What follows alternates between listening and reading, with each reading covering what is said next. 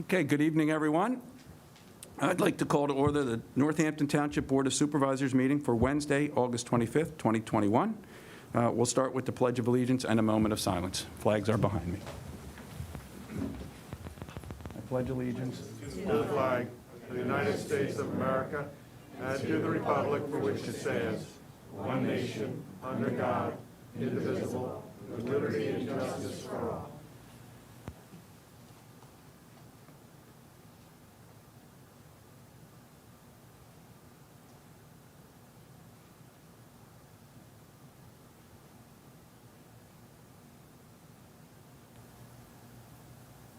Thank you. Well, as you can all see, we have reconfigured the room and the meeting for health and safety reasons, especially with the rising cases of COVID. Bucks County is now in a considered a high area of spread per the CDC. So we're going to do our best to try to make this as accommodating as possible and as safe as possible.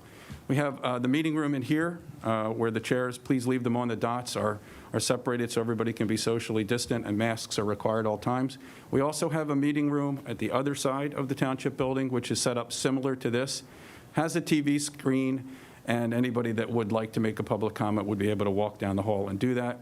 And we also have the ability to have overflow outside. As you all walked in, you probably saw we have a big screen TV out there. Anybody that wanted to make public comment from outside will have to come inside to do it, but they could watch the meeting from out there. So congratulations and thank you to our video folks who have done such a great job of getting us set up in here.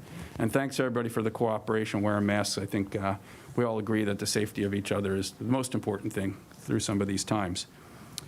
I do have a couple of other announcements. First announcement is as part of the meeting room production upgrade, the stuff that we've done in here, this room is now equipped with assisted listening devices to comply with the ADA requirements. So devices are available upon request, and what I understand is there's a couple of different devices available for the hearing impaired that they would be able to plug either their hearing aid or other instruments into so that they could hear the meeting. So that's a new upgrade, and we're happy to report that. The second one has to do with the Provco meeting that was scheduled for September 8th. Probably the day after we scheduled that, we recognized that it's going to be a conflict with, it's the last night of a Jewish holiday, and we think it's appropriate to change that schedule. We're looking right now tentatively at September 14th. It'll be advertised accordingly, but it will not be on September 8th. The meeting will definitely be pushed. So please mark that in your calendars as appropriate. We do have 2 sign-up sheets for public comment tonight. The first sign-up sheet is for agenda items. And you can sign up, I believe it's outside, right, Bill? The sign-up sheet is outside.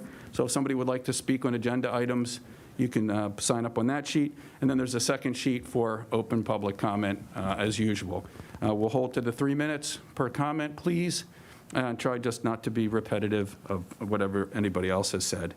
I'll also call an on deck. So we'll say who's up and then who's on deck. We don't want to have a lot of people in the room. So I would ask that whoever's on deck, if you're not already in the room, please just wait at the entrance, and then I'll have you come up to the microphone and give your name and address for the record. There will be one other opportunity for public comment. We do have a public hearing tonight, which has to do with some of the comprehensive zoning and subdivision rules amendments. And during a public hearing, we always allow public comment. So I will call for public comment then. And if you want to make comment during that pertaining to that subject, you can come up. I'll just recognize anybody that wants to come up and do that. You don't necessarily have to be on the sign-in sheet, but it is helpful if you sign up ahead of time.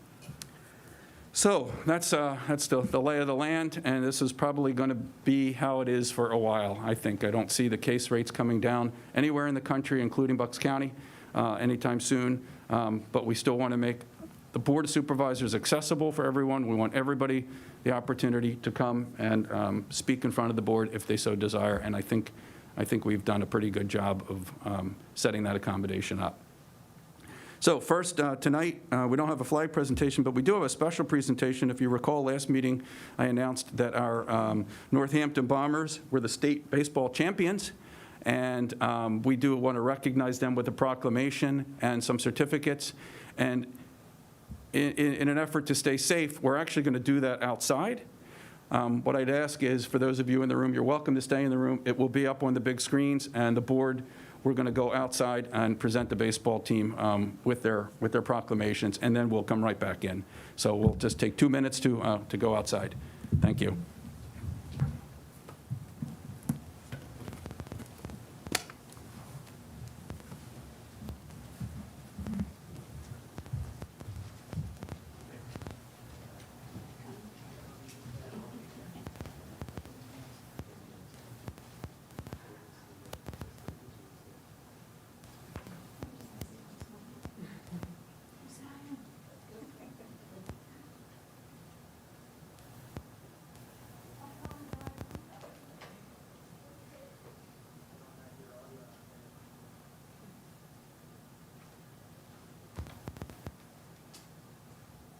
Unmute that.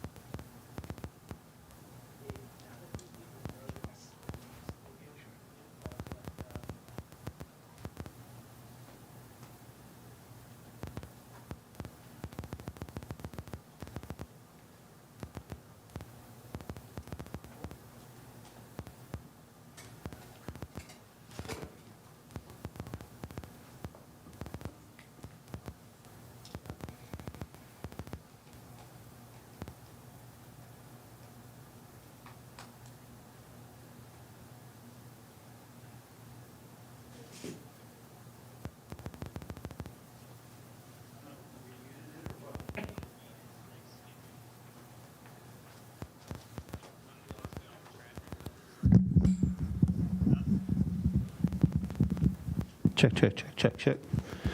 Check, check, check. We lost. Do you still have me? Check, check.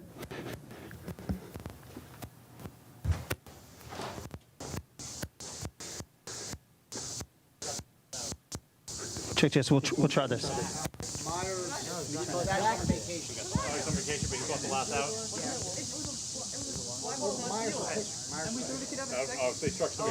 Okay, can they hear me inside? All right, hello everybody. We are here to recognize the Northampton Bombers, the state champs. If you recall last meeting, we brought them home in style with a fire truck. And myself, Vice Chair Eileen Silver were there. Some of the other supervisors couldn't make it, but we were able to come up to the Civic Center and welcome you home. And we thought it was appropriate. This is such a big deal to be the state champions that we wanted to recognize your team with a proclamation tonight. And we also have a certificate for each member of the team, and I should say each player of the team and each coach. And I'd like to just take a couple of seconds and read the proclamation and make sure that we get everybody who's a player and coach announced. Whereas the Northampton Bombers won the Pennsylvania Prep Legion State Championship, winning 32 games out of 35 games this season. And whereas the Northampton Bombers defeated Aston Media Mustangs to win the state champion.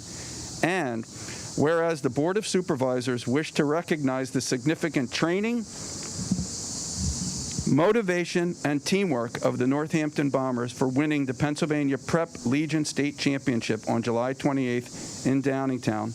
And whereas the Board of Supervisors are proud to honor each of the players, and I'll do my best with the names, Zach Apt, Jake Andrews, Jack Albright, Ryan Hickey, Logan Kolamaga, Ryan Krepich, Jake Maurer, John Mendola, Shane Myers, Bill O'Neill, Matt Rendow, Mason Weiner, and Jake Wilkinson on this year's roster, and give special thanks to the team's coaches, Jeff Claus, manager, Nick Fisher, Larry Lance, Jeff Davis, and Bill O'Neill for their work and commitment to these young men to attain their championship victory for their support of youth activities in Northampton community, and this is the important part. Now, therefore, the Northampton Township Board of Supervisors wishes to recognize and congratulate the Northampton Bombers and their coaches on winning the Prep Legion State Championship and proclaim this 25th day of August, 2021,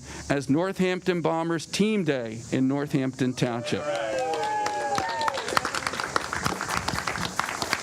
So Eileen has a certificate for everyone. We'll give those to the coaches to hand out. I just want to say how proud of you guys we are. It's always great to see Northampton shine. There's 12 million people in this state. You guys are the champs. I mean, that's a big deal. That's a big deal. Any of the other supervisors like to say a word? I just wanted to say to you that we hear so much about kids today, and I look at you as the true example of what Northampton Township youth are doing. You guys put your heart and soul into what you did, and I am proud that we are able to honor you today. Thank you. The only thing I'll say, in high school and college sports, but I never made champion. And I'm serious, this is really a huge accomplishment. And when you're like an old guy like me, you're going to look back and say, back in 2021, we were state champions in baseball. Congratulations. Good luck. College scholarship, that's all I can say. I think you've said it all. So we'll stay out for just a couple minutes if you guys want to come up and take some pictures. Maybe the supervisors can get in behind the team. And we have the proclamation here, and then we'll go back inside. Thank you.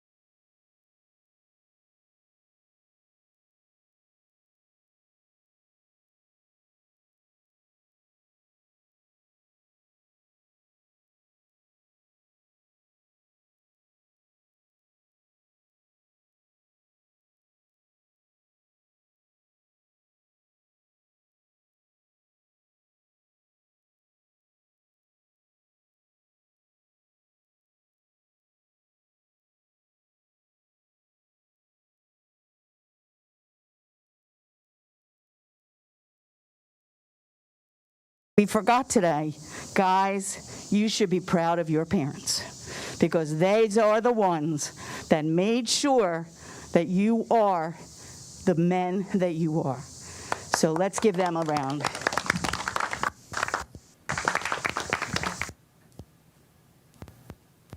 Hi, everybody. Great job. Get in the Thank you.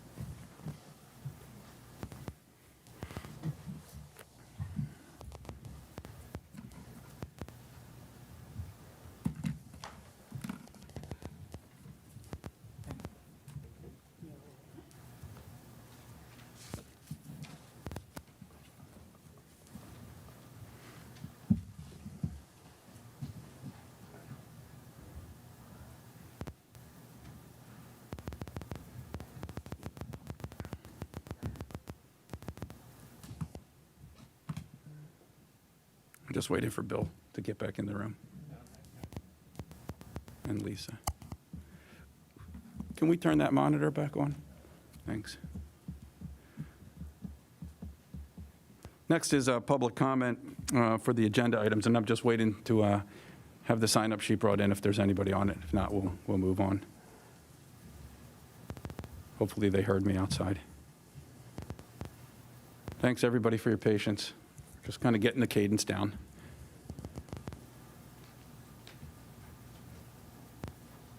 This is for the hearing only. Okay, and is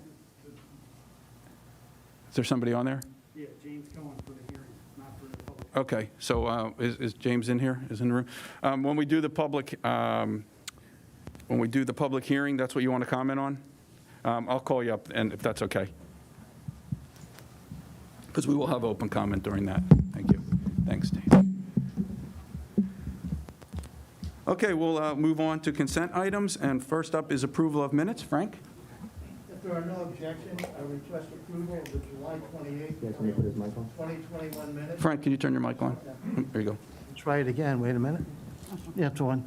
If there are no objections, I request approval of the July 28th, 2021 minutes by unanimous consent. Any objections? Okay, approved by unanimous consent. Thank you, Frank. Accounts payable, Kim? Yes, I have the bills list for August 11th, 2021. Total off funds, $651,084.91. And I also have the bills list for August 25th, 2021. Total off funds, $677,734.94. Any objections? Okay, approved by unanimous consent. Thank you, Kim. Next, we have a public hearing to consider approval of comprehensive zoning, subdivision, and land development ordinance amendment. Officially open the public hearing. And Barry, could you introduce us, please? Sure, thank you. I guess we have the person taking notes here, I guess. Perfect, okay. Before you this evening is a zoning and subdivision and land development ordinance amendments that seeks to eliminate many of the routine variances requests that the township receives. I think it's a very positive step for residents, and it's going to eliminate many of the hundreds of applicants that come to before the zoning hearing board for very minor variances. The intent is that this ordinance is going to be more user-friendly, cost-effective to our residents and businesses, and eliminate the unnecessary requirements and hurdles from a timing perspective, and it's much more practical. Some of the things that we're making changes to is modifications relating to detached garages and sheds. Before, we had a requirement, if you had a shed over 180 square feet, you had to come back to the zoning hearing board, and now we're changing that to 240 square feet as an illustration. 95% of the time, or 99% of the time, when people came before with the shed for 240 feet, it was approved. So we're thinking now, let's simplify the process and make it much easier for people. We also made ordinance changes regarding fences and corner lots to simplify the process. Also, impervious surface ratios were increased slightly, subject to the installation of stormwater management systems. Many times, people were looking to put a new pool on the property or make other improvements, and they would have to come back to the zoning hearing board for approval on that, and that was another delay. We also went through and just made some general ordinance updates, including the administrative provisions and some other items like that. So all in all, I think the intent here is to address a lot of common sense items that we have within the ordinance and eliminate unnecessary hurdles for our residents, which would be very costly and also time consuming. However, the ordinance also continues to protect the residents with some common sense zoning regulations. One of the regulations we implemented was that if you had a junk vehicle on your property, in the past it said you could keep it there for 3 months, now we're saying you're going to keep it there for 30 days. So we did make, some more flexibility with residents, but at the same time, we try to protect the rights of the residents. So what I'd like to do, Adam, if I could, I'll read the motion for it, and then we'll open for public comment. And then Mike Solomon is here tonight, our zoning officer. So if anybody has any very technical questions pertaining to the changes here, we can certainly have Michael adjust those too. So if I could read the motion. Please, thank you. Thank you. So I move for the approval of ordinance number 611, amending the Northampton Township zoning ordinance, specifically Chapter 27, and the subdivision and land development ordinance, Chapter 22, for the purpose of amending sections relating to detached garages, unenclosed porches, sheds, residential recreational services, removal of topsoil, the visibility of intersections, storage of junk vehicles, keeping of livestock, impervious surface and stormwater management, and administrative procedures, permits, amendments, and penalties, signs and lighting. So a lot there. That's my motion. I'll second it. Okay, we have a motion and a second. Thank you. Any further comment, Barry? No, the only thing I would say is that I do want to thank the administration and the zoning hearing board, and also the Mike Solomon and his team in the administration. They really spent, several months going through all the ordinances that we have in town and really try to identify the ones that were, delaying people for no reason. And then we try to simplify the process. So I just want to make sure I thank everybody for doing that. And like I said, myself or Mike Solomon is available for questions. So, and then I guess we have one gentleman. Adam, if you want to do public comment. Yeah, we'll let the board make their comment. Oh, sure, then we'll sure. have comment. Kim, did you have anything you wanted to add? I just want to also thank the administration and Mike Solomon and his team. It is really good to get these ordinances that we get rid of the ambiguity and make it more user-friendly. And that's all I have. Thanks. Eileen? Frank? Yeah, I'd say I spent 5 years on the zoning hearing board. I did see an awful lot of those requests, and I think this makes absolute sense to make it easier for our residents. Thanks. I just mimic everyone else's comments. What I liked the most about it is it really just cuts a lot of red tape out for folks and doesn't make them have to come to the zoning hearing board for things that almost always are able to get through the zoning hearing board. It'll let them do their projects in a more timely fashion and cost them less to do it. So that's my comment. We do have one public comment if you'd like to come up. And if there's anybody else, I'll just call and say, does anybody else want to comment besides this gentleman? Okay. Your name and address for the record, please? James Cohen. I live at 431 Upper Holland Road in Richboro. Hello. Hi. I have some comments here. This is a copy of the ordinances, so I'm not reading. Okay, yeah, no trouble. And the comments are based on a review of this document. I did not cross-reference the basic ordinances themselves, so there may be some contradiction with what I say with what's already present. I can leave this with Mr. Solomon tonight. I can also email you a PDF with the comments if you would like them at the end of the day or sometime in the future. Whatever you like to do, that's fine. Sure. So starting with Section 2, Part 11, Supplemental Regulations, Paragraph 1, Residential Lots. The comment I have is that the accessory building, you need to include whether or not it can be attached to, supported by, or otherwise connected to a main building, so that it doesn't, there's a distinction made between an accessory building and simply an addition or an extension. It's very easy to put a lean-to or something against the building, say it's part of the building, it's not accessory, does it have its own foundation, that type of thing. There needs to be more technical definition of what that building is. How does it get constructed? On Section 6, Part 11, Supplemental Regulations, Paragraph 5D, Utility Sheds and Storage Sheds.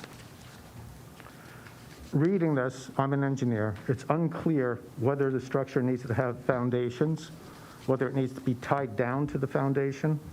It's not stated what loads are to be used for design in accordance with the Uniform Construction Code. I would suggest that the full loads which are in the UCC are applied to accessory structures. The UCC is absent on many types of buildings or constructions, and you would not be able to apply them. A fence is an example. So I believe that needs to be added. I also suggest that an additional statement be made prohibiting construction in such a way that the accessory structure could become a hazard in high winds. We are having some very high winds. Clearly, tornadoes are not part of this, but 60 mile an hour, 80 mile an hour winds, you don't want an accessory structure suddenly becoming airborne or having parts of it become airborne and then becoming a hazard in itself. On paragraph 5E of the same clause, gazebos, pool houses. I need to be explicit as to whether an existing accessory structure, this is a summary on all of it, not that specific paragraph, whether existing accessory structures will need to comply with the new ordinance. And if not, On what date will it need to comply? Would it be the date of the ordinance? Would it be a specific date in the future? Does it apply to plans which are now being submitted? Need to be hardened down as to the specific time that you would make this applicable. On the next section, Section 8, Part 11, Supplemental Regulations, fences. The comment that I have has to do with the landscaping. You need to have somebody who has expertise in landscaping and the trees, the species, to know, is the substitution, the one that's going to be reviewed, does it have the same growth pattern? Does it have the same shading? How long does it take to become mature? What are the other things that are needed for it? The concern I have is that without that information, the decisions would be uninformed and potentially arbitrary. There was an application to the zoning board several months back, maybe half a year, which the big crux of the argument had to do with what trees were being planted. And it didn't appear at that time that there was any expertise in particular trees. Section 9, Part 11, Supplemental Regulations, Off-Street Loading. The comment I have is it lacks specificity and it can be arbitrarily applied. And that's where you say it's based upon a recommendation from the township engineer and/or traffic engineer. There's no basis for that recommendation given in this specific clause. It needs to be referenced back to something that can be hard and fast. Otherwise, it's arbitrary. Section 11, Part 11, Supplemental Regulations, Physical Performance Requirements, light and glare. I would suggest that an additional provision is required for commercial premises to be responsible for excessive lighting and noise, which is caused by their customers, not just by the premises, much as any residential owner would be responsible for the behavior of their guests during a nighttime party. Are you close to wrapping it up? Maybe. No. Okay, maybe it would be more beneficial, because you said you would email all the comments, that we could take your comments in writing, and then we'll have Mr. Solomon review them and see if additional action is needed. I would be happy to We'll do leave them and perhaps email them to the board, to Yeah, the just Board of to be Supervisors. more, respectful of your time, so you don't have to Okay, go all the way because there through. are several others. No, we'd be happy to do that. Okay. Or if Yeah. you leave them with me, I'll call you tomorrow and we can go through each Yeah. of the items. That would be fine. Yeah, and if there's additional action needed, Mike can make those recommendations as they can. Oh, we appreciate the thorough review. That was good. Yeah, most of it has to do with specificity, lack of arbitrariness, citing specific clauses, but also tying down various things. There's one particular one there which is a little different on the luminosity. You do have standardized luminaire charts. If you reference them, if you bring them in, that will make review so much easier. Otherwise, the way it's written now, you could have any type of chart or volume being presented, and it'd be very hard to see if it complies. Okay, no, thank you. And then, as Mike said, he'll give you a ring in a day or so. So thank you very much for your comments. Appreciate the effort you put into that. Anybody else have any comment? If not, we do have a motion and a second. I'll call the motion. All in favor, indicate by saying aye. Aye. Aye. Opposed? The motion carries. Thank you. And that closes the hearing. Thank you. Next on the list is consideration of Plan Sobolewski, preliminary and final plan, land development. Sorry, my eyes weren't right. Okay. Eileen, thank you. Yes, the applicants, representatives, please come up to the table. And I would like you to introduce yourselves. Sure. Alex Schneider, representing Sobolewski Real Estate. June Pack, I'm a Trans-Pacific engineer. We're the civil engineers. Hi, and I'm Tom Sobolewski. Okay, the Sobolewski Land Development Project is a proposal to construct a small addition to the building at 83 Buck Road, which was the former PNC building. The existing 1.03 acre parcel contains a commercial building with a drive-through island, parking lot, and 2 access drives onto Buck Road. The proposed use is medical professional offices. The applicant is proposing to demolish the drive-through and construct a 1,252 square foot addition to the rear of the building. The existing parking lot will remain unchanged. Gentlemen, would you like to give us an overview of your project, what you're going to do, inside, outside, so forth? Give us an idea of what's happening. So you did a pretty thorough job of explaining the general gist of what it is that we're looking to accomplish. Dr. Sabalaski has a general family practice in the municipality just south of Northampton Township. It's been there for quite some time. He's looking to move his practice into Northampton Township and utilize that vacant PNC building for his family practice there. That's the overall general view of what his intentions are. And anything with, you're adding some other things to the building besides the just changing the back of it? You're adding and you're doing something? The proposal is for a very simple development. He is putting a 1,200 square foot addition behind the former PNC Bank. The only major modification of the existing site is just the addition of a very small pavement widening to provide better adequate access for delivery vehicles behind the proposed addition. Most of the site will remain as is, and we hope to continue the current condition. The parking lot and the traffic circulation will continue in the same manner as it has been for the bank. The only other physical improvement to the land is for the parking lot screening and buffer landscaping, and that's about it. Okay, and you're going to use the same front doors as the bank had? You're going to use that? And this has nothing to do with your proposal, but I was just interested, are you getting rid of the vault? It's a great question. I'm not going to get rid of the vault. We're going to use it as a closet and a call room, but I am going to take the door off for safety. Okay. You have a lot of money, Eileen, you want to store? No, I was just asking, I just thought that was interesting. We have reviewed the waiver letter from Trans-Pacific Engineering Corporation dated August the 10th. Our engineer, Gilmore Associates review letter of the July 28th. Pannoni Associates review letter of July 20th. Our traffic engineer, McMahon Associates review letter of July 28th. And the Township Planning Commission memo dated August 11th.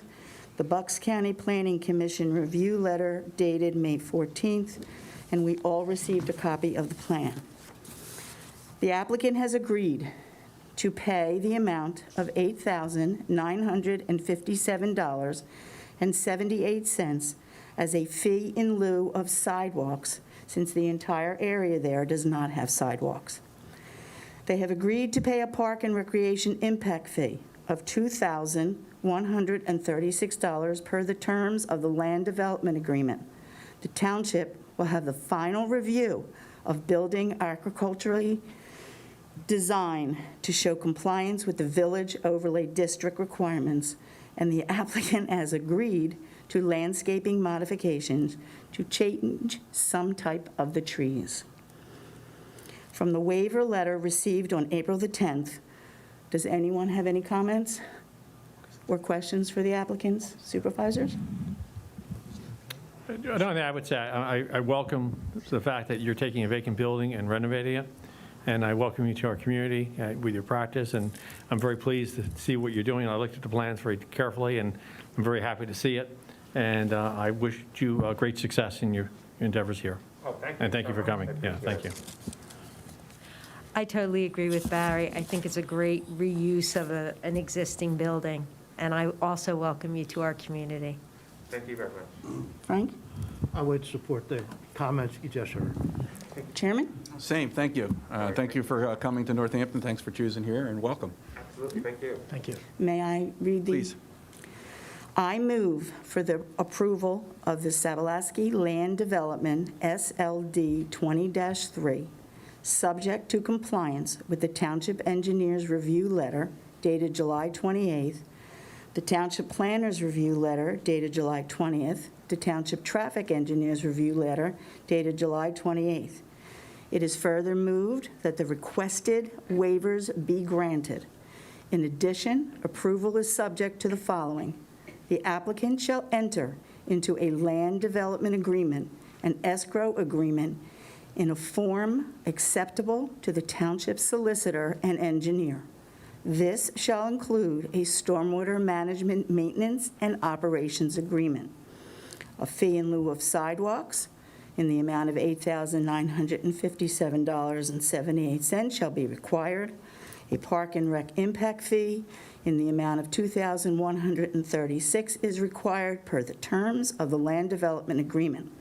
The applicant is responsible for obtaining any outside approvals that may be necessary, including but not limited to DEP, the Conservation District, PennDOT, and the municipal authority. The township shall have the final review of building design to show compliance with the Village Overlay District requirements. The applicant has agreed to landscaping modifications. I'll second it. Sorry, we had a motion. Is there a second? Second. Okay, any other comment, Eileen? Additional comment? I'm just saying, as everyone, it's a good use of the building. There's going to be less traffic from what it has or what it could have been. And as they all said, welcome. And there's a good deli right across the street for lunch. Thank you so much. Thanks. Frank, any further comment? No further comment. Kim? Nope, not for me. None for me either. All in favor indicate by saying aye. Aye. Opposed? Motion carries. Yeah. Thank you, Thank you. gentlemen. Welcome.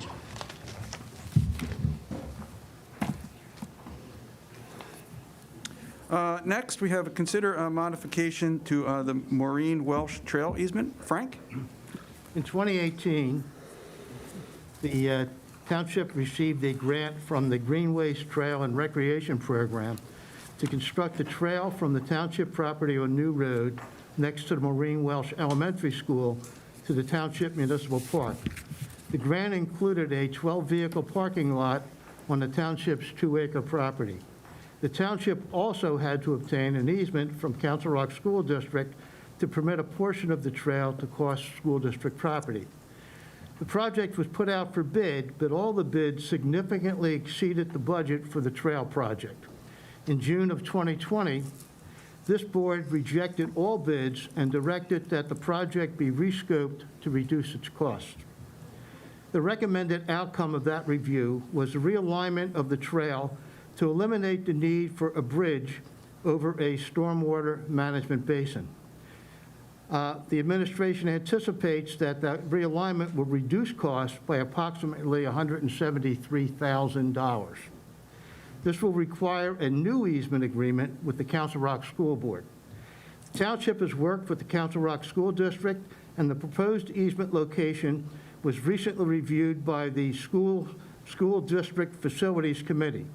The plan and easement agreement will be presented to the Council Rock School Board for approval once this board approves the new agreement. Chairman, I'd like to make a motion. Please do. I move to approve a new easement agreement with the Council Rock School District that will supersede all previous easement agreements related to this project and would allow the construction of a new 8-foot-wide asphalt trail connecting New Road with the township's municipal park. Second. We have a motion and a second. Any further comments, Frank? No, I think Eileen? long time coming, but I think Yeah. it's a good thing. Yes, I'm glad to see that now we can go forward with this project. Thanks, Eileen. Kim? I'm good All right. too, Adam, thanks. None for me. I agree with Frank. Long time coming, but here we are. We have a motion and a second. All in favor indicate by saying aye. Aye. Opposed? Motion carries. Thank you. Just one last request. If anybody would like to make public comment, please sign up on the sheet in the back. Liaison reports. Kim? I am pleased to report that Parks and Rec can count summer 2021 as a success. In spite of yet again another record number of heat waves and still dealing with protocols in place, our Parks and Rec staff has found a way to keep our community happy by offering programs, camps, swimming, and concerts. And as we have come to know, the Park and Rec staff never rests. They move right from summer into fall without skipping a beat. Mark your calendar for 2 concerts that were rescheduled from the summer concert series due to the heat. Both concerts are held at the Municipal Park Amphitheater, which is located on Hatboro Road and Bristol Roads in Churchville. On Sunday, September 12th at 5 p.m., a unique blend of music from the 60s through the 80s with all the hits you want to hear will be performed by the band The Mix. Come a little early on this Sunday evening and enjoy a display of vintage and classic cars that will be showcased. The second concert is scheduled for Friday, September 17th. Music by the Fabulous Grease Band will start at 6:30 p.m., but come early and enjoy dinner. Tim's Barbecue Food Truck will be on site cooking up some delicious favorite barbecue delights. And back by popular demand is mini golf at the Municipal Park. What a great way to spend Friday night. The course will be open from 4 to 6 on September 10th, 17th, and 24th, weather permitting. What great family fun. And what's better than even a prize if you get a hole-in-one on the 9th or 18th hole? There is a fee to play, $5 per golfer, and 2 years and younger play for free. Don't forget to visit the Park and Rec website for an updated list of programs currently being offered. Preschool will take place at the Rec Center this fall. Preschool class sizes have been modified to meet CDC and state guidelines. There are a number of spots available, so if you're ready for your preschooler to participate in an in-person setting, please give the office a call. The first day of preschool is September 9th, so there's still time to register and not have your child miss the first day. At this time, I would like to congratulate the rec staff who worked last year to obtain the state child care certification. The process was extremely time-consuming, but satisfying knowing that the township program has met all the requirements of the state. Great job. And last but least, keep an eye for the fall Park and Rec brochure, and that should be out very soon. The Senior Center. The members and staff at the Senior Center are excited to announce the debut of their new website, northamptonsc.com. Please visit the website for announcements, activity calendars, trips, membership information, order forms, and more. With the summer coming to an end, many of the senior favorite activities will be starting up once again. There's something for everyone on the schedule. It's the beginning of a new classes, billiards, darts, table shuffleboard, meditation, Spanish, and tap dance. These classes are in addition to all of the awesome activities that pack the Senior Center's schedule. A couple other events I want to mention. On Friday, September 24th from 10 to 2, the center will be hosting a vaccine clinic for seniors sponsored by Walmart. Flu, pneumonia, shingles, and tetanus vaccine will be available. It's necessary to call the Senior Center to make an appointment, so there's enough doses for everyone that day. Also, the Senior Center is holding a mum sale.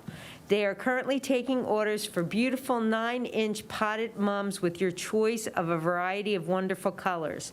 Orders are being accepted until September 23rd, with a pickup date of Thursday, October 7th, between the hours of 10 and 2, under the Senior Center Pavilion. And you can find an order form on the center's new website or by stopping by the Senior Center. And it's time for the Boscov's Friends Helping Friends. Who does not like a shopping event, and who doesn't love Boscov's? You can purchase a ticket in advance at the Senior Center for only $5 and receive 25% off all-day shopping pass to go shopping at Boscov's on Wednesday, October 20th. You don't have to be a senior to purchase a ticket. Anyone can join in the fun. And that's all I have.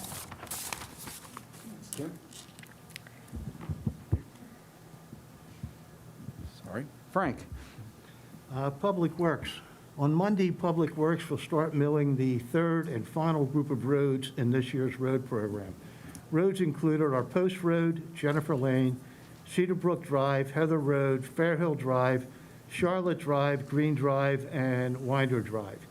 That will finish up the paving for this year. Public Works will be sending out notices in advance of the work, but recognize that weather and sometimes other issues, equipment issues, et cetera, could cause a delay of a day or so. So if somebody out there doesn't see them the next day, that could be why. It'll get done, believe me. Municipal Authority. The Philadelphia Inquirer had an article on August 23rd where the headline read, Aqua PA, big buyer of town utilities, seeks to boost suburban water bills 17% and sewer charges far more, 33%. The Northampton Bucks County Municipal Authority that provides water and sewer services in Northampton has no relationship with Aqua PA, and there is no proposed change in the residents' water and sewer rates.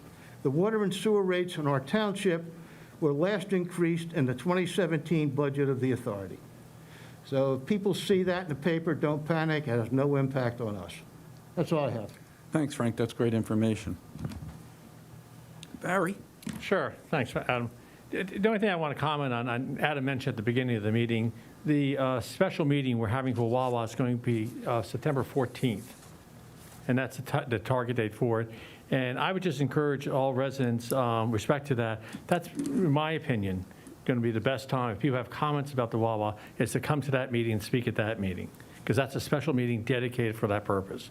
So my recommendation, if you want to be heard and have, voice your concerns, pro or against it, whatever views you have, I would recommend people attend the September 14th meeting on that topic. I know it's a big issue with the township from planning and zoning, but, that'd be the first time the Wawa applicant has been presented to this board, and I think, in my opinion, that'd be the best time to share any comments with that. That's all I have. Thanks, Barry. Eileen? Yes, on Sunday, September the 12th, the Northampton Library will be celebrating their 50+1 birthday with a birthday party at the library from 2 to 4. This will take place outside, rain or shine. There will be entertainment. Meg Russell will be performing. Barb the Clown will be making balloon animals and other things. There will be hand painting, arts and crafts activities, snacks, goodie bags for every child. Every child will be able to take home a book to add to their own libraries. There will be a station inside the library for signing up for a library card. Adults and kids are invited since September is Library Card Sign-Up Month. This is the first Sunday that the library will begin the Sunday hours, which are 1 to 5. The 300th anniversary celebration, I am happy to announce that the Northampton Township 300th Committee has selected a winning slogan to represent Northampton Township for the 2022 festivities.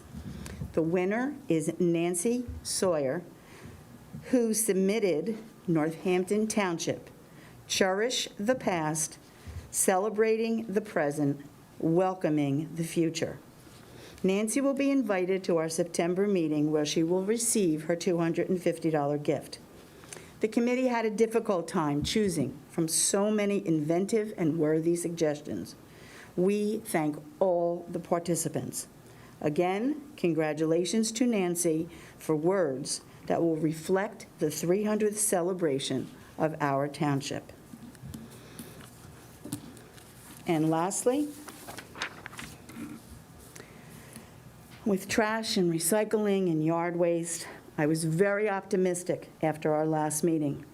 Not as many complaints about no pickups. We actually got some positive emails from residents saying their trash, recycling, and yard waste were being picked up on their scheduled days. But, well, I think I'll let Bill Wirt, our assistant manager, explain what is happening with our trash problems. Good evening, Board. Is this on? Okay, thank you.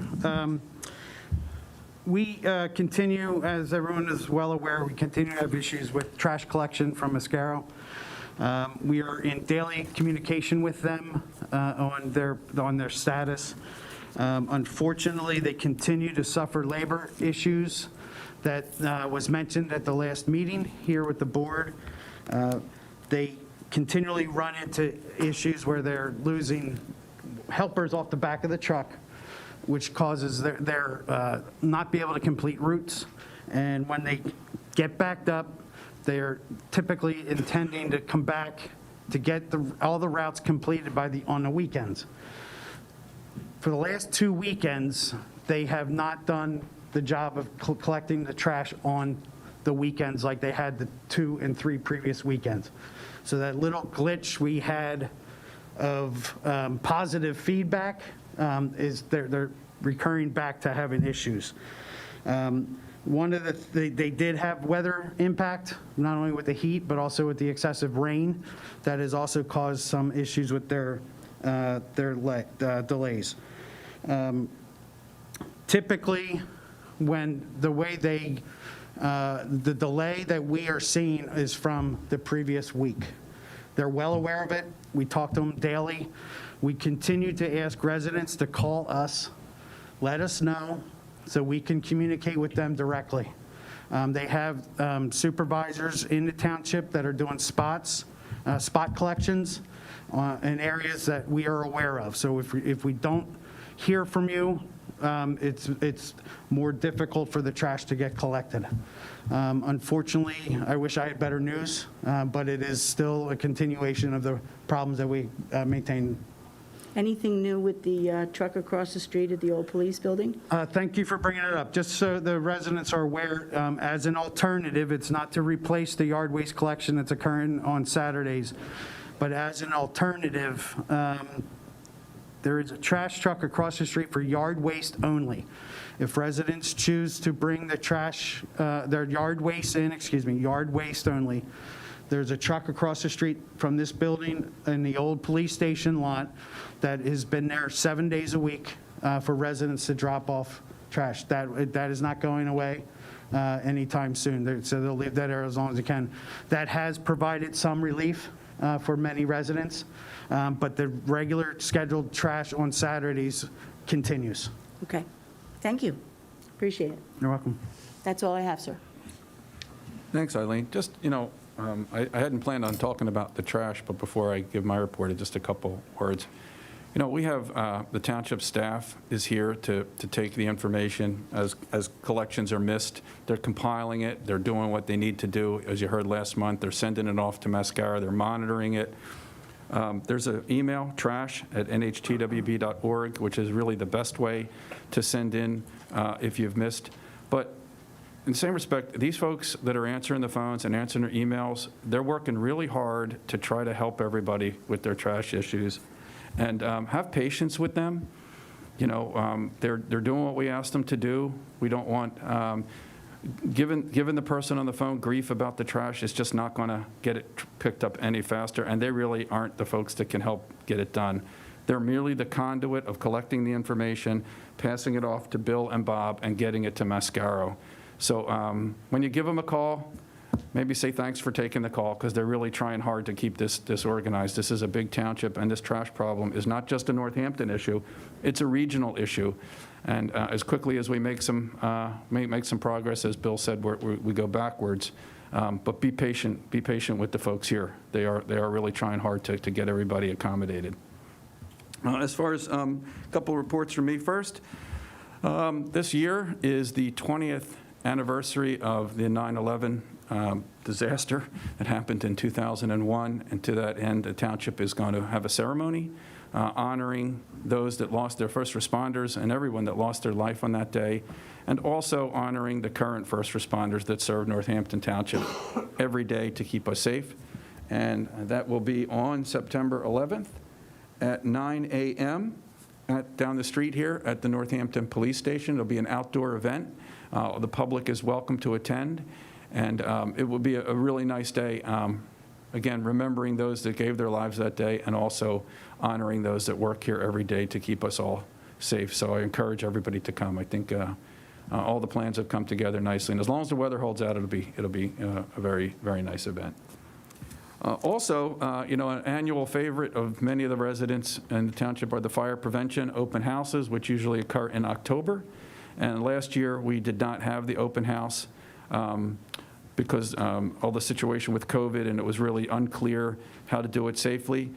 This year, the fire department is planning on having an open house. It will be an outdoor event, one day, not all the different stations. It'll be one centralized location, most likely be on a Saturday morning, if we can find a suitable place to do it. There's a lot of competition for the space with all the sports events, but we will not do an indoor event at the firehouses, very much for the same reason that we changed the room in here. We just don't want to have too many people all together in one place at one time. So keep your eye out on that. Join the fire company's Facebook page for updates, and of course, the township also sends out notices accordingly with information. And the last thing I just wanted to say before we go into some of the other reports is, you know, setting this up to accommodate everybody was no easy task, and I want to thank Bill and Lisa. They spent a lot of time getting this room set up, the room down the hall, the situation outside. There's just a lot of moving parts to try to have a meeting that's accessible to everybody, but also live fed to anybody that maybe doesn't want to come up because they feel uncomfortable with COVID, or they maybe just want to watch at home. We wanted to have everybody have access to the meeting, and thank you guys for pulling it off, because it was quite a feat.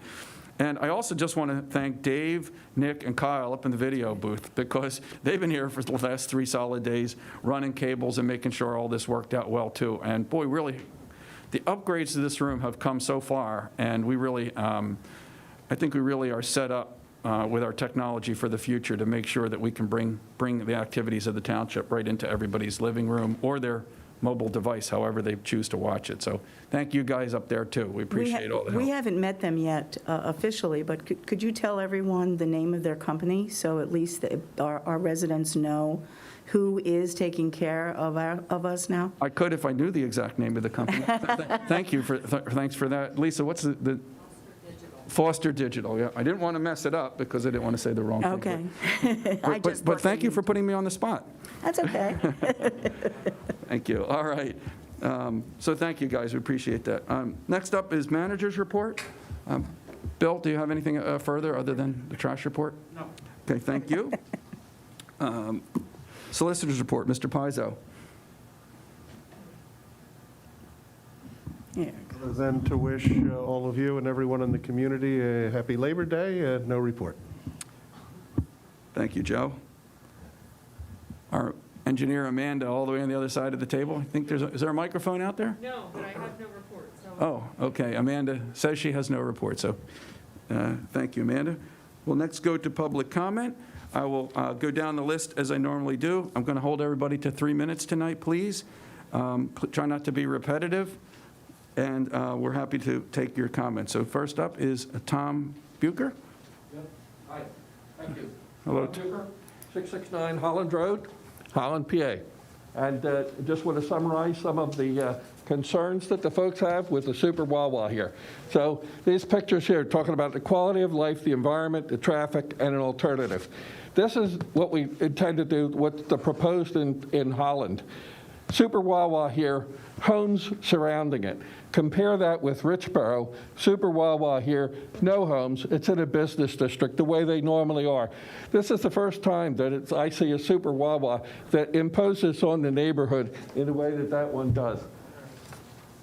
Next is the traffic, and this is This is something that, this is what I call the Z-turn. Here's the Super Wawa in here on Roxville Road. They're talking about a traffic light here that, and the northbound Holland Road traffic making this Z-turn to continue up here. Holland, the master plan cites a 2012 traffic study that says at that time, 20,000 cars, average 20,000 vehicles a day down here that split 10,000 up Holland and 10,000 on Buck. Now, if you take the northbound traffic only, it's 5,000 cars. You're talking about putting 5,000 cars through here, in addition to the Super Wawa, and that's 2012 numbers. Now, it's nice to know, too, that in the Holland Master Plan, 4 different alternatives for development of the right property call for closing Roxville Road between Buck and Hope Road. And yet here we are putting 5,000 cars across there. Now, the other thing is the cut-through traffic. Why would anybody want to do this when they can continue up Buck Road and cut through Mallard or Heron and pass the school? Here's Holland Elementary. Kids walk to school back there. There's no pavements and no school buses. They're walking there, and we're going to drive that traffic through here so that you can continue north on Holland Road. Here's the environmental issue. When this Shell station closed down the street, everything changed. This is Mill Creek down here at 0 feet, 1,500 feet here to Roxville Road.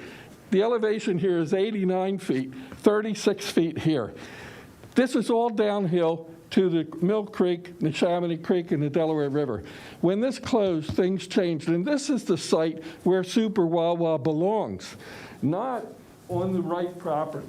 And it was already figured out. This picture here, page 66 of the Holland Master Plan, closes Holland Road at the bottom. This is the proposed here, and it opens that up down there. Every plan that's called for closes Holland Road at the foot of it down there in the village.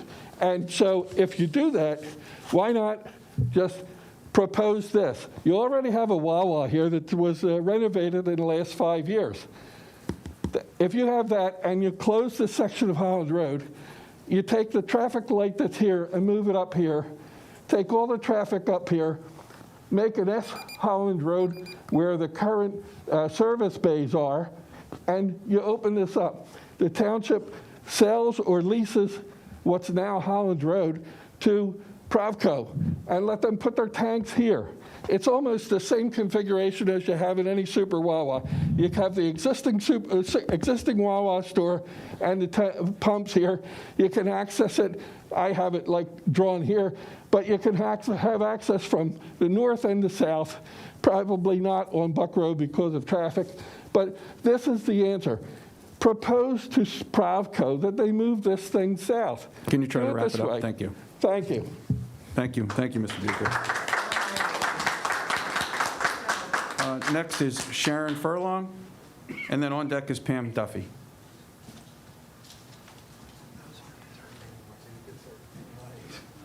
Hello, I can't deal with that. you're welcome to sit at the table. Okay. You just have to make sure that we turn it on for you.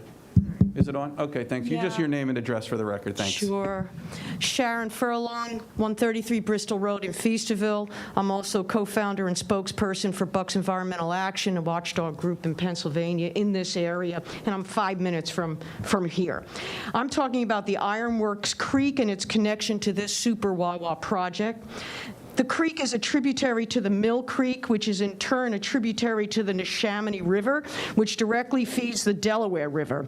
The Delaware River is the only free-flowing, meaning no dams, river east of the Mississippi River.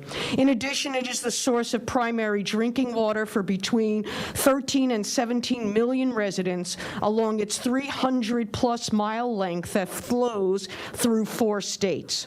The watershed of Ironworks Creek covers approximately 6.3 1.33 square miles.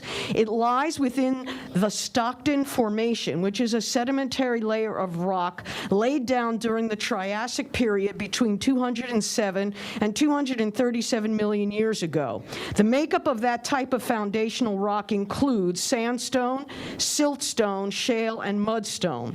The formation is characterized by the movement of water through fissures, boreholes, and cracks, with water running either vertically or, more often, horizontally, depending on the dip of the land, as opposed to being filtered and absorbed by most other formations.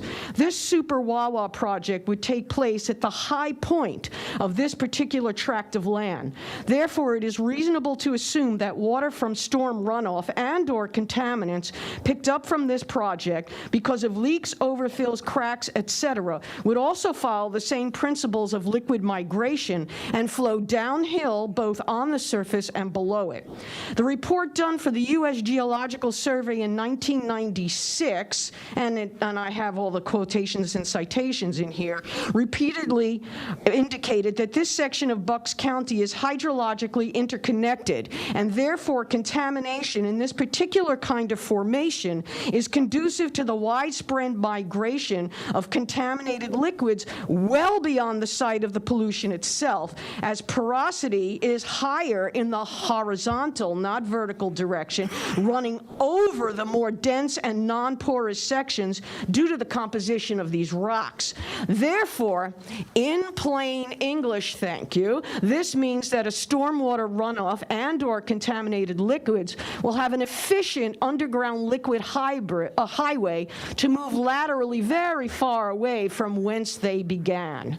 In addition, please note, the waters of Ironworks Creek are considered by the National Water Quality Monitoring Council, the PA Department of Environmental Protection, also to be, quote, unimpaired with good quality waters. If one refers to the federal EPA site called mywaterway.epa.gov and clicks onto any address, say on Hope Road in Holland, you can easily see that this wonderful and rare designation does not exist anywhere else in the area. Not many waterways in our section of Bucks County can claim this designation of health. Can you wrap it up, please? Too bad. Let me go, all right? Indeed, the information regarding Mill Please finish your Creek, thoughts. the tributary of the Neshaminy River, indicates that Mill Creek, along its length starting from Ironworks, enters and then empties into the Neshaminy, is completely and significantly impaired. Therefore, the potential for one of the few remaining waterways in lower Bucks County that is not impaired may become impaired as, again, this Wawa site is on top of the elevation of land and wishes to put in not one, not two, but 16 gas pumps. I would like to be able to give this work to you. I have 6 copies. I cannot obviously go further than this, but can I leave it here, and would you please take it since I worked hard on it? Thank you. Thank you. Next up, Pam Duffy, and after that, Brett Duffy is on deck. Good evening, Supervisors. My name is Pam Duffy, 125 Hope Road in Holland, PA. Just like to thank you for moving that meeting, the Wawa Provco meeting, to September 14th. Also, I'd like to address Barry's comment. Maybe you guys don't want to hear us, and we've been coming to every meeting, but as you can see, Mr. Bucher spent an inordinate amount of time preparing those slides, doing the research, reading that extensive Holland Village Overlay Plan. There's a lot of work here. Mrs. Furlong, Sharon, tons and tons of time and research. Personally, I spend all my free time doing this. And you need to hear us. We are your taxpayers, we are your constituents. So please, please hear us. Thank you. The only other thing I want to talk about is the Holland Village Overlay Plan. In 2008, and then again revised in 2014, I recently became aware that Chapter 3, beginning on page 59, there were 4 alternative plans shown for the right property. Every one of those plans called to what the word is vacation, or dead-end portions of Roxville Road from Buck to Hope, meaning grass, next to 144 Hope Road. That home will be faced with, and I understand the new plan is 12 gas pumps. That house will have 12 gas pumps next to it instead of what the plan calls for of a grassy, basically grass from Hope Road to Buck Road. That was your promise. This is a breach of trust.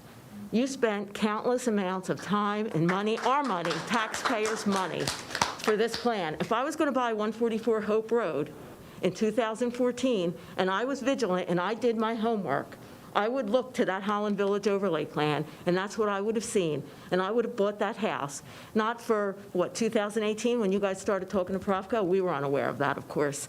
But in 4 short years, that would be changed to gas pumps. So that's all I just wanted, like I said, breach of trust. Okay, thank you. Thank you. Next up is, and then on deck is Jerry Duffy. Hi, my name is Brett Duffy, 125 Hope Road. And while I appreciate Mr. Moore's earlier advice, we are speaking at this meeting because if the Wawa goes through, it will forever ruin Holland. I think that's pretty clear. I also want you to know that the people against this will never, never stop fighting until there's a bulldozer on that right property or you strike this down. That is a fact, okay?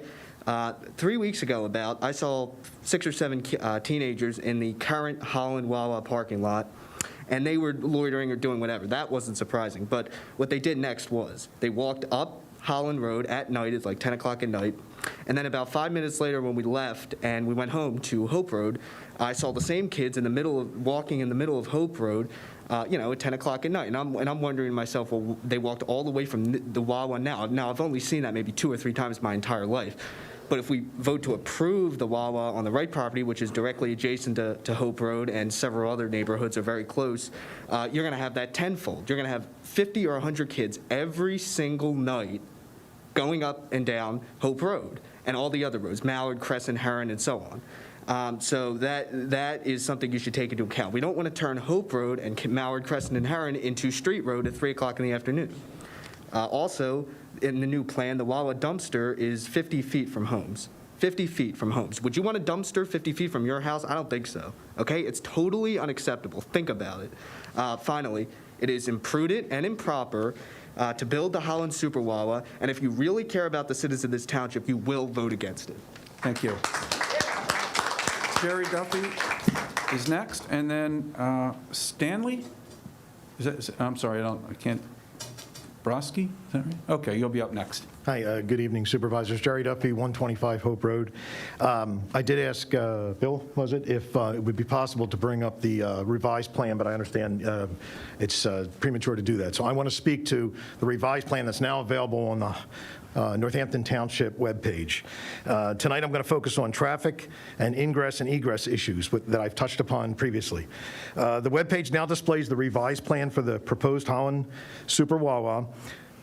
One of the things, other than the reduction of gas pumps, that's troubling is the entrance to the Super Wawa from Roxville Road has been eliminated. Now, that creates a lot of problems. This will make the situation worse, not better, because it would leave only 2 entrances for cars to enter the Super Wawa footprint. It forces southbound, now picture this in your mind, southbound traffic coming down Holland Road now only has 2 ways to get into the lot. They either have to turn left across northbound Holland Road traffic coming north on that new curved road, and they're accelerating. Now you're asking cars to turn left in front of accelerating cars coming off a curve. Extremely dangerous. I think it's irresponsible to allow a left turn there. The only other way they can get into the lot is to turn left onto Roxville, right onto Buck, right onto Holland, and come in from the south entrance. So now you're funneling traffic across Roxville Road over to the Buck and Roxville light, creating even more traffic on Roxville Road. And I've been saying this over and over and over again, Roxville Road is going to be overwhelmed with traffic coming out of the Super Wawa on this little exit road, and they're going to be backed up. And what are they going to do? I don't see any berm or barrier. Excuse me, I'm going to take these off. I don't see any berm or barrier across Roxville Road. So the traffic's going to come out, it's going to meet a line of traffic that's there on Roxville Road. They're going to turn left, and they're going to either go up Hope Road or they're going to go over to Holland. They're going to try to find alternates, like Tom said, cutways, alternate routes through the neighborhoods. And there's just no who's going to sit in traffic? Who's going to sit there behind 6 or 7 cars waiting for a light to change? A light that Buck has a longer green than Roxville. It's just a recipe for disaster to put all this traffic in this little footprint of an area, and you're going to eliminate one of the entrances. Now, this is just not my opinion. Yesterday, I spoke with, or was it today, earlier today, I spoke with Francis Haney. He's the District 6 PennDOT engineer. I talked with him a couple weeks ago, and I told him about this revised plan where one of the entrances to the Super Wawa was being eliminated. He said, we are not in, this is we, PennDOT is not in favor of the elimination of the entrance from Roxville Road. This site and the plan rely on a balanced distribution of traffic so it's not overly concentrated at any one location. The elimination of this access places more pressure on the other entrances, which will redistribute traffic and have ancillary effects on each intersection and driveway. I couldn't believe, and he couldn't believe, that he didn't know anything about this revised plan that's on the Northampton Township website. And that's what's being proposed. You're proposing to eliminate one of the entrances. It's going to be chaos, and PennDOT doesn't even know about it. So it's just ridiculous. The original plan invites overwhelming traffic backups, dangerous use of neighborhood streets as alternates, accidents, and risks. The revised plan is worse. I just want everyone to be aware of the serious, legitimate problems that either of these plans would create. And for those reasons, I respectfully ask you to vote against this Super Wawa plan. Thank you. Thanks, Mr. Duffy. Next up, Stanley. Did you want to speak? I'm not speaking on that topic. Well, you can speak on any topic you like tonight. Okay. Just say your name and address for the record. My name is Stanley J. Broski. I live at 26 East Robin Road since 1970. This is a complaint about Mascaro. They haven't been picking up the lawn debris. I have 3 weeks of lawn debris. Am I supposed to bring it to the township building here with the truck outside? What was your address? What's your address again? 26 East Robin Road. Okay, we'll definitely make sure that gets into the record for Mascara so they know you miss it. You do not have to bring it to there, but you can if you want to. I would have to have a pickup truck or something. It's not necessary. You don't have to, but it is an option. What's the problem that they stop picking up lawn debris? Because the weeds have been growing more than I've ever seen since 1970. It's a hot summer. It's outpacing the grass. I just can't get the debris away from the house, and they don't pick it up. So recyclables, they pick up 2 Saturdays ago at noon. Last week it was on Sunday morning. So their schedule is not the way it's printed up. That's every week. Lawn debris was initially the same day as your recyclables, then the day after, and then it's Saturday, and now it doesn't appear. It just doesn't appear. And I see it along Robin Road. I see it along Holland Road. It looks like it makes the street look shabby, not being picked up. And I don't understand why. Thanks. What I'll do is, as soon as you're done your comments, I'll ask Mr. Wirt to just review what's happening with the trash. And it is a very challenging and difficult situation for the township. I don't know if you were here for the last meeting. If not, and you have an opportunity, if you're able, you may want to go back and review the last Board of Supervisors meeting when Mascara was here, and they kind of reviewed how they ended up into this situation and what they're doing to try to pull their way out of it. But why don't you have a seat again, and I'll ask Mr. Wirt, just so you don't have to stand there, unless you'd like to. I'll ask him to just review again where we are with the trash situation, how we're handling the recycles, and maybe what we can try to do to help you. And then when you call up the township, the 6800 number, you're supposed to leave your name and phone number, but they tell you we won't call you back. They don't rectify the situation. it's a bad situation for the residents because there's no feedback. You don't talk to a human voice. Previously, you could talk to the township manager himself. A few times I'd call the manager and I'm talking to a secretary, not to the manager. So we're like 1 or 2 steps more away from the township. The phone number does not rectify anything. It does not rectify anything at all. I have 3 weeks of lawn debris. So what we'll do is, again, Mr. Word will take your address, which we're thankful that you told it. Well, I'll ask him if he can give a little bit of background. One of the things that Mascaro did tell us last week, and the township agrees with, is if we have to prioritize pickups, we're going to always prioritize the trash first and the yard waste last.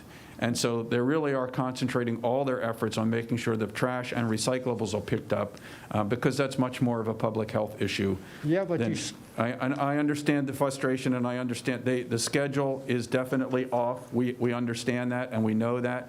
And Mascaro is working hard, and the township is working hard to get them back on track. As Mr. Wirt pointed out earlier tonight, we actually did make some progress in the last 3 or 4 weeks. And then Mascaro had more additional labor problems. Not just Mascaro, many of the other trash haulers are having the same problems. And as they lost people, they lost and slipped on the schedule. So Mascaro and Ben Salem doesn't rectify it. I guess I have to go to Mascaro in Audubon, PA. Is that the headquarters? The township will communicate with the Mascaros on your issue. And we'll try to have somebody get back to you and let you know what the rectification is. Is that okay? Okay. Thank you very much for your time. No, you're welcome. And I think I probably answered your question. I don't know if you need to add anything, Mr. Wirt. No, I'd like to reiterate the priority has been trash and recycling, because if those were left at the curb, that would cause a much greater health issue than yard waste would. So that was a directive with them because of the mitigations that they've been trying to do because of their lack of labor and issues they've been having collection. You're absolutely right. What was in that calendar is the preferred schedule. That's the way it's supposed to be, but because of the issues they're having, it used to be on your day, and then we moved it to Saturday so they can concentrate all their efforts and bring other divisions in to town on Saturdays to get all the yard waste collected at one point. Yeah, but you promised from March to December to check out recyclables. That's in that interval. We're in between March and December. Correct. We will. And you people aren't showing up. I have your address. I will make the call, and your yard waste will be collected. Whereas you don't get any feedback from the township manager? We will get back to you, Mr. Brusky, okay? Okay, thank you very much. You're welcome. Thank you for your comments, and we appreciate you bringing it to the board. That's all I had on the list for public comment, so with no other business, the meeting is adjourned.